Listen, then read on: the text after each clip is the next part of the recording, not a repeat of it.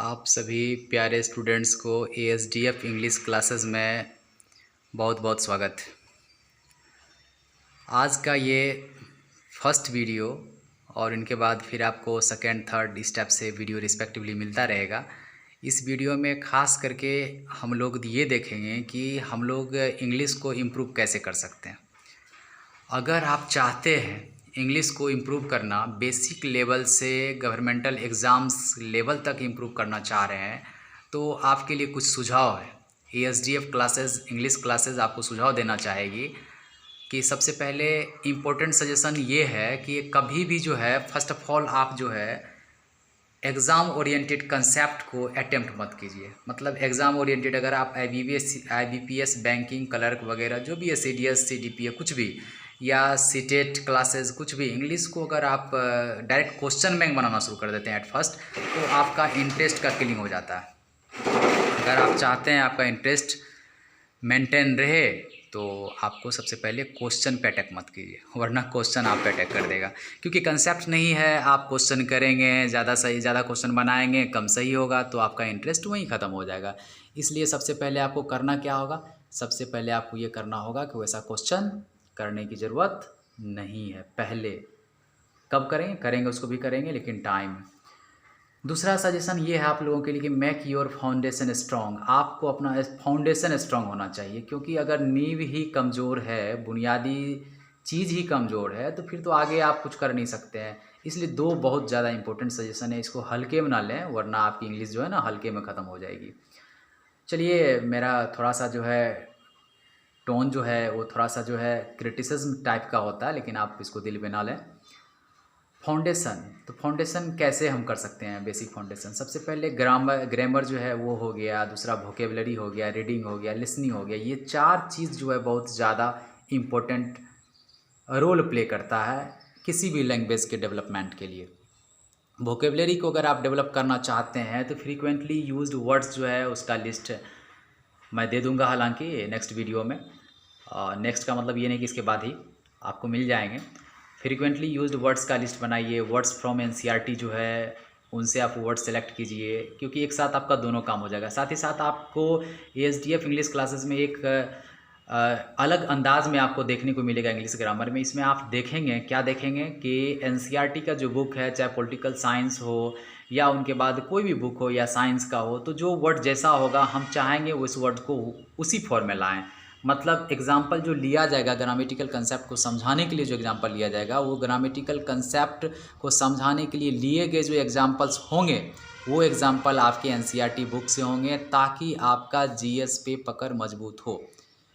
और रही बात, अभी ज़्यादा बोलने से कोई फ़ायदा नहीं है, आप इस चीज़ को मैं बता रहा हूँ, इसको देखें और आगे की वीडियो में बहुत सारे इन्फॉर्मेशन आपको मिलते रहेंगे। थर्ड पॉइंट ये है कि रीडिंग स्किल आपका डेवलप होना चाहिए। खैर इस पे भी वीडियो एसडीएफ लेके आएगी। लिसनिंग में आपका ये है कि पॉडकास्ट, तो ये पॉडकास्ट क्या है। पॉडकास्ट जो है एक वर्ड है, इसका मतलब होता है डिजिटलाइज्ड फॉर्म में जो ऑडियो रिकॉर्डिंग होता है उसको आप इंग्लिश में सुनने का कोशिश कीजिए।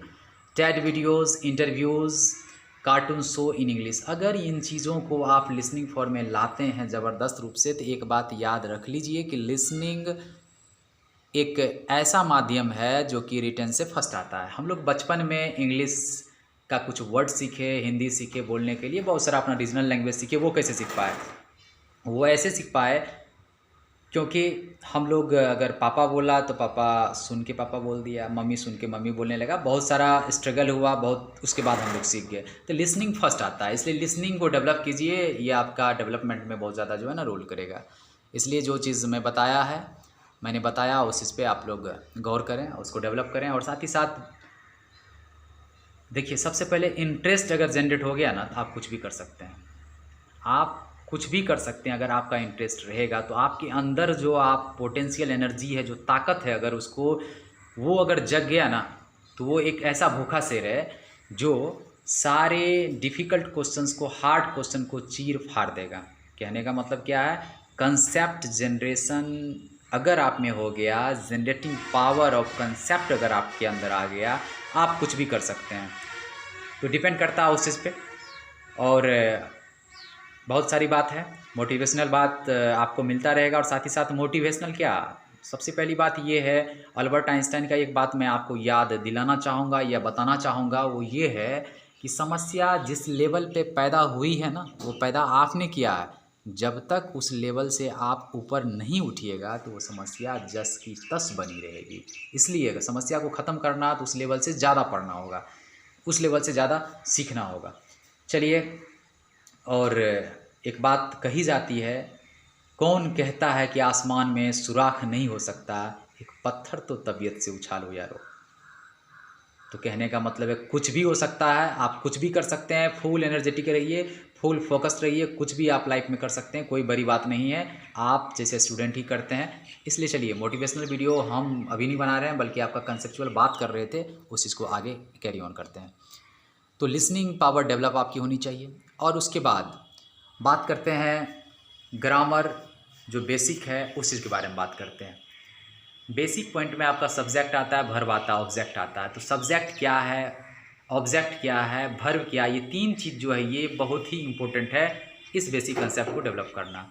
दूसरी बात बताया जाएगा सब्जेक्ट भर्ब ऑब्जेक्ट के बारे में, इन डिटेल से बेसिक कंसेप्ट दिया जाएगा। जस्ट अभी पॉइंट बतला रहा हूँ कि इंग्लिश की बुनियादी चीज़ क्या है, इंग्लिश की नींव क्या है, और इंग्लिश की जो इमारत खड़ी होगी वो किस बुनियाद पे खड़ी होगी, वो बातें मैं बता रहा हूँ। दूसरी बात है कि फ्रेज़ और क्लाउज के बारे में कंसेप्ट होनी चाहिए, एंड इन डेप्थ कंसेप्ट होना चाहिए। थर्ड पॉइंट है कि सेंटेंस एंड काइंड्स के पहचान आपके पास होना चाहिए, कौन सा सेंटेंस है, कौन सा काइंड्स है, ताकि आप देखेंगे जैसे नरेशन हो गया कि इस सेंटेंस के लिए ये फार्मूला है, उस सेंटेंस के लिए फार्मूला है, ये रूल्स है, रेगुलेशंस है। और दूसरी बात मेरे प्यारे स्टूडेंट्स, मैं आपको ये कहना चाहूँगा कि नियम जो बने हैं ना, वो नियम बनाए गए हैं, और नियम जो बनाए गए हैं ना, वो बनाने वाले हैं, और बनाने वाले जो हैं ह्यूमन बींग्स हैं, और हम भी ह्यूमन बींग्स हैं। बशर्ते हम उस लेवल तक नहीं पहुँचे हैं, इस वजह से हम नियम नहीं बना सकते हैं। नियम, सेट ऑफ रूल्स जो है वो चीज़ हम लोग समझ सकते हैं, उसका ओरिजिन, उसका रूट तक जाएंगे, डेप्थ तक जाएंगे कि आखिर ये आया कहाँ से। बहुत सारी बातें करनी है और हम लोग वीडियो में मिलते रहेंगे, करते रहेंगे। और थर्ड पॉइंट है टेंसेस, जो है टेंस के बारे में, ये बेसिक कंसेप्ट है, होना चाहिए। और ये अगर नहीं है बेसिक कंसेप्ट आपको, तो फिर आगे बहुत ज़्यादा दिक्कत होगा। नेक्स्ट है रीडिंग स्किल में हम लोगों को क्या करना है। अगर पढ़ने की बात था, वहाँ एक स्किल जो बताया था, शॉर्ट स्टोरीज, कॉमिक्स, नॉवेल। अगर आप रीडिंग स्किल डेवलप करते हैं तो फ़ायदा होगा, जो हार्ड एंड हार्डर वर्ड्स है वो आपका क्या होगा, बेहतरीन हो जाएगा। क्योंकि एक फ्लुएंसी होती है, एक इंटरेस्ट होता है, एक इंटरेस्ट डेवलप होता है स्टोरी पढ़ने के बाद। शॉर्ट स्टोरी पढ़िए, कॉमिक्स पढ़िए, नॉवेल पढ़िए। इंग्लिश बुक्स 6 to 10 तक, पॉलिटिकल बुक्स 6 to 10 तक, ये सब ध्यान दीजिए। और ये सब तो आप लोग बेसिक जानते ही हैं क्या करना नहीं करना। लेकिन देखिए, कहा जाता है कि हम जब तक टाइम मैनेजमेंट नहीं करेंगे ना, तब तक कोई मैनेजमेंट नहीं होगा। और टाइम मैनेजमेंट का मतलब ये नहीं कि रूटीन घर में बना दिया और टांग दिया, ये टाइम मैनेजमेंट हो गया।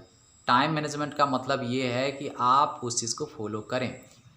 किस चीज़ को फॉलो करें, आप अपने रूटीन लाइफ को फॉलो करें, और इंटरेस्टिंगली फॉलो करें। ऐसा नहीं कि बस जो है अरे कर लेंगे, बाद में कर लेंगे, ऐसे कर लेंगे, वैसे कर लेंगे, कुछ नहीं होता है। दूसरी बात, आप अपनी ज़िंदगी में अपनी असफलता के लिए, अपनी समस्या के लिए दूसरे को जिम्मेदार ठहराना बंद कीजिए। अगर वो जिम्मेदार है तो भी ठहराना बंद कीजिए। रीज़न है, अगर जिम्मेदार ठहराते रहिएगा तो क्या हासिल कर लीजिएगा, बताइए क्या मिल जाएगा आपको? आपका समय की बर्बादी होगी। जिनको आगे जाना होता है उसको कोई रोक नहीं सकता है, वो आगे बढ़ेगा ही। चलिए, आप लोगों ने बहुत ही शानदार रूप से इस वीडियो को वॉच किया होगा, आई होप सो। और मैं उम्मीद करता हूँ कि आप इस वीडियो को एंजॉय करेंगे, और साथ ही साथ और आपके बीच एक फिर से नया वीडियो ASDF इंग्लिश क्लासेस लेकर आएगी।